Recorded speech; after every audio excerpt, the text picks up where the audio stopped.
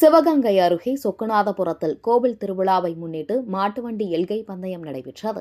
சிவகங்கை மாவட்டம் மதகுப்பட்டி அருகே சொக்கநாதபுரத்தில் சேவக பெருமாள் கோவில் திருவிழாவை முன்னிட்டு மாட்டுவண்டி எல்கை பந்தயம் நடைபெற்றது. சொக்கநாதபுரம் மதகுப்பட்டி சாலையில் நடைபெற்ற இப்போட்டியில் சிவகங்கை, மதுரை, புதுக்கோட்டை, ராமநாதபுரம், திண்டுக்கல் மாவட்டங்களில் இருந்து 42 ஜோடி மாடுகள் பங்கேற்றன. பெரிய மாட்டு பிரிவிற்கு 8 மைல் தூரமும், சிறிய மாட்டு பிரிவிற்கு 6 மைல் தூரமும் பந்தய எல்கையாக நிர்ணயிக்கப்பட்டு போட்டி நடைபெற்றது. பெரிய மாட்டு பிரிவில் 14 ஜோடி மாடுகளும், இரு சுற்றுகளாக நடைபெற்ற சிறிய மாட்டு பிரிவில் 28 ஜோடி மாடுகளும் பங்கேற்றன. போட்டியில் மாட்டு வண்டிகள் சீறி பாய்ந்து சென்று ஒன்றைக்கொன்று முந்தி சென்றன. இப்போட்டியில் முதல் 4 இடங்களை பிடித்த மாட்டு வண்டியின் உரிமையாளர்களுக்கும் சாரதிகளுக்கும் ரொக்க பரிசு வழங்கி கௌரவிக்கப்பட்டது.